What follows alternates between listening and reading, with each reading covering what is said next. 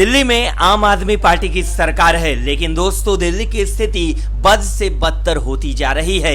एक तरफ राज्य के मुख्यमंत्री से लेकर पूरा उनका कुनबा घोटाले के जाल में फंसा हुआ है। शराब घोटाले में सीएम साहब से लेकर पूर्व उप मुख्यमंत्री मनीष सिसोदिया तक जेल में है।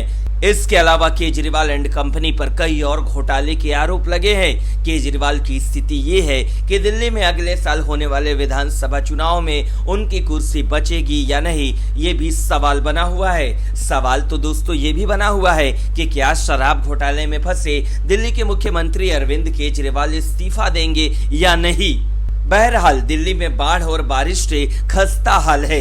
राष्ट्रीय राजधानी दिल्ली में हुई बारिश के कारण जगह जगह जल भराव देखने को मिल रहा है। इस बीच पूर्वी दिल्ली में मां बेटे की डूबने के कारण मौत हो गई है। इससे लेकर कांग्रेस नेता संदीप दीक्षित ने एक बार फिर आम आदमी पार्टी की बखिया उधेड़ कर रख दी है। दोस्तों संदीप दीक्षित वही नेता हैं जो आम आदमी पार्टी को लसार लसार मारते हैं। कई बार संदीप दीक्षित ने आम आदमी पार्टी पर जबरदस्त तरीके से कटाक्ष किया है और उन पर आरोपों की झड़ी लगा दी है। दोस्तों संदीप दीक्षित ऐसे नेता हैं जो कभी नहीं चाहते थे कि आम आदमी पार्टी और कांग्रेस का लोकसभा चुनाव में गठबंधन हो और उसका खामियाजा कांग्रेस को भी लोकसभा चुनाव में भुगतना पड़ा।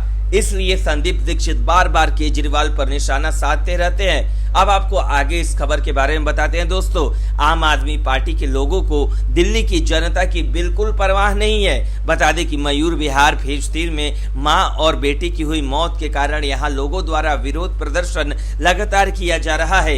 इस दौरान संदीप दीक्षित लोगों से मिलने के लिए घटना स्थल पर भी पहुंचे थे। उन्होंने इस दौरान मीडिया से बात करते हुए कहा कि ये घटना दुर्भाग्यपूर्ण है। आम आदमी पार्टी ये दोनों ही एक दूसरे पर आरोप प्रत्यारोप लगाने में जुटे हुए हैं। उन्होंने कहा कि दिल्ली की जनता की परवाह दोनों ही पार्टियों को नहीं है। चुनी हुई सरकार और अधिकारियों को इस घटना से कुछ सीख लेनी चाहिए। आम आदमी पार्टी सिर्फ चुनाव जीतने की फिक्र करती है, उन्हें दिल्ली की जनता से कुछ लेना देना नहीं है। बता दें कि इससे पहले आम आदमी पार्टी ने दिल्ली के उपराज्यपाल के दफ्तर के बाहर विरोध प्रदर्शन किया था।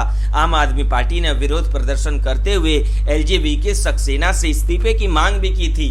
बता दें कि जल भराव के कारण मां और बच्चे के डूबने को लेकर आम आदमी पार्टी की तरफ से यह विरोध प्रदर्शन किया गया। इस घटना को लेकर आम आदमी पार्टी और एलजी के बीच विवाद भी सामने आई। आम आदमी पार्टी की प्रवक्ता रीना गुप्ता ने विरोध प्रदर्शन को लेकर कहा कि डीडीए के ड्रेन में गिरने के कारण एक मां और बच्चे की मौत हो गई। डीडीए पूरी तरह से उपराज्यपाल के अधीन आता है। मां और बच्चे की मौत के लिए डीडीए और एलजी जिम्मेदार है। उन्होंने कहा कि एलजी ने दिल्ली की जनता का काम बंद करा दिया है और मंत्रियों को प्रेम पत्र लिखने में व्यस्त हैं, लेकिन वे डीडीए और नियम कानून की जिम्मेदारी नहीं निभा पा रहे हैं। एलजी सर कृपया दोषियों पर कार्रवाई और अपना इस्तीफा दे। आपके विधायक कुलदीप कुमार ने कहा कि एलजी को डीडीए के दोषी अधिकारियों के खिलाफ कार्रवाई करनी चाहिए और इस्तीफा देना चाहिए। आगे आपको बताते हैं कि दोस्तों दिल्ली में अभी जो हालात हैं वो केजरीवाल की पार्टी सिर्फ राजनीतिक रोटियां सेंकने में व्यस्त है, क्योंकि अगले साल दिल्ली में विधानसभा चुनाव भी होना है। लेकिन अभी की जो स्थिति है दिल्ली की, इससे तो अब दोस्तों यही लग रहा है कि अगले साल होने वाले विधानसभा चुनाव में आम आदमी पार्टी की वापसी मुश्किल है। Bureau report. कांग्रेस सांसद और लोकसभा में विपक्ष के नेता राहुल गांधी ने 1-2 अगस्त के दरमियान रात को करीब 2 बजे सोशल मीडिया प्लेटफॉर्म पर एक पोस्ट किया। उन्होंने कहा कि ईडी उनके यहाँ छापा मारने वाला है। इसकी जानकारी उन्हें ईडी के लोगों ने ही दी है। राहुल की इस पोस्ट में केजरीवाल स्टाइल पॉलिटिक्स की झलक मिल रही है। हिट एंड रन, श्रीगोपा छोड़ो और लोगों को अटकलें लगाते रहने दो। देश में इस राजनीति के प्रणेता अरविंद केजरीवाल को माना जाता है। वो पहले अपने साथी नेताओं और फिर खुद के लिए इसी तरह की भविष्यवाणियां किया करते थे। ये ईडी की टीम आ रही है, मनीष सिसोदिया कभी भी गिरफ्तार हो जाएगा। फिर संजय सिंह को लेकर भविष्यवाणियां होने लगी। आखिर में केजरीवाल ईडी को चुनौती देने लगे कि वो उन्हें गिरफ्तार करके दिखाए। केजरीवाल का चुनाव प्रचार का अंदाज भी निराला है। वो कभी कहते हैं आईबी की इंटरनल रिपोर्ट से उन्हें पता चल गई है कि जिसमें उनकी आम आदमी पार्टी की सरकार बनने का दावा किया गया है, कुल मिलाकर कहें श्रीगुफेबाजी का पूरा बाजार साथ लेकर चलते हैं अरविंद केजरीवाल।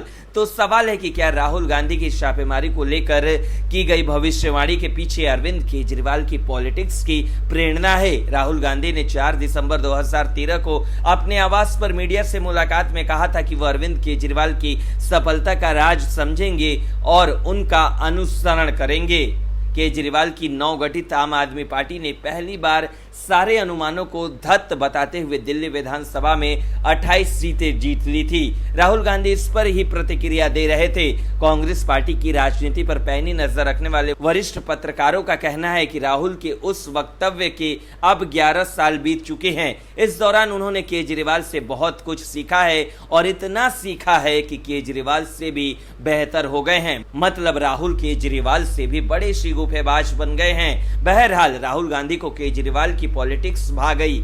इसके और भी कई उदाहरण हैं कि दवाई कहते हैं कि केजरीवाल ने मफलर को अपना ब्रांड बनाया तो राहुल ने सफेद टी शर्ट को। केजरीवाल प्रधानमंत्री नरेंद्र मोदी को अपने हमलों का मूल लक्ष्य बनाकर रखते हैं।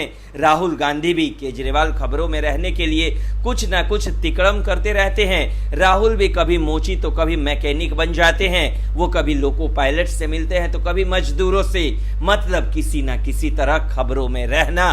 केजरीवाल का बैकग्राउंड एनजीओ का है। राहुल के मूल सलाहकारों की झुंड एनजीओ और सोशल वर्करों की बिरादरी से है। Bureau report, news talk. देश में इन दिनों विपक्ष के पॉलिटिक्स की हवा निकल गई है। केजरीवाल से लेकर राहुल सबको बीजेपी ने लपेट दिया है। उधर महाराष्ट्र में भी अब सब कुछ ठीक नहीं चल रहा है। उद्धव ठाकरे की हवा संजय निरुपम ने ही निकाल दी और ऐसी निकाली है कि उद्धव के अलावा संजय राउत भी बिलबिला उठे हैं। दरअसल शिवसेना गुट के प्रमुख उद्धव ठाकरे और बीजेपी नेता और महाराष्ट्र के उप मुख्यमंत्री देवेंद्र फडणवीस के बीच सियासी घमासान चल रहा है। उद्धव ठाकरे ने 2 दिन पहले देवेंद्र फडणवीस को चुनौती देते हुए कहा था कि या तो वो रहेंगे या हम रहेंगे। उद्धव ठाकरे के बयान के बाद महाराष्ट्र की सियासत में जमकर बयानबाजी हुई थी। बीजेपी और एनडीए के नेताओं ने उन पर जमकर हमला बोला था। लेकिन शनिवार को उद्धव ठाकरे ने पुणे में आयोजित सभा में केंद्रीय मंत्री अमित शाह और फडणवीस पर हमला बोला। इसके साथ ही उद्धव ठाकरे ने कहा कि उन्होंने फडणवीस को चैलेंज नहीं दिया बल्कि बीजेपी को दिया है। फडणवीस की इतनी बड़ी हैसियत नहीं है कि मैं उन्हें चुनौती दूं। उन्होंने तंज कसते हुए कहा कि खटमल को अंगूठे से कुचला जाता है। उद्धव ठाकरे का बयान आने के बाद शिवसेना शिंदे गुट के नेता संजय निरुपम का बयान सामने आया। उन्होंने सोशल साइट एक्स पर ट्वीट कर कहा कि उन्होंने लिखा कि शिवसेना प्रमुख बाला साहेब ठाकरे जो बोलते थे उस पर आजीवन टिके रहते थे। बाला साहेब के तथाकथित वारिस 48 घंटे में पलटी मार गए। मुंबई के रंग शारदा हॉल में उन्होंने चैलेंज किया था कि या तो तुम रहोगे या मैं। ये चैलेंज उन्होंने उप मुख्यमंत्री देवेंद्र फडणवीस को दिया था। उन्होंने कहा कि आज पुणे में उन्होंने पलटी मार दी, या तो मारे डर के या भूल चूक माफ करो के अंदाज में। उन्होंने मुंबई वाले भाषण पर सफाई देते हुए कहा है कि मैंने फडणवीस को नहीं बीजेपी को धमकी दी थी। उन्होंने कहा कि बंदर भी इतना तेज नहीं पलटता। कोई उन्हें उनका मुंबई वाला भाषण सुनाए तो उनके झूठ का भंडाफोड़ हो जाएगा। आज फिर स्पष्ट हो गया कि बाला साहेब का असली वारिस वो कभी नहीं हो सकते। बता दें कि देवेंद्र फडणवीस ने शनिवार को उद्धव ठाकरे को जवाब दिया। उन्होंने कहा कि उद्धव ठाकरे ने अपने दिमाग पर से नियंत्रण खो दिया है। हम इस तथ्य पर कैसे प्रतिक्रिया दें कि वे अत्यधिक तनाव में जी रहे हैं और उस तनाव के कारण वे किस तरह के शब्दों का प्रयोग कर रहे हैं। उन्होंने कहा कि एक व्यक्ति ऐसी बात करता है जैसे उसका दिमाग खराब हो गया हो और वो जवाब नहीं देना चाहता हो। लेकिन ये भाषण देकर उन्होंने दिखाया है कि उद्धव ठाकरे उसी औरंगजेब फैन क्लब से हैं जिसका जिक्र अमित शाह ने किया था। Bureau report, news talk.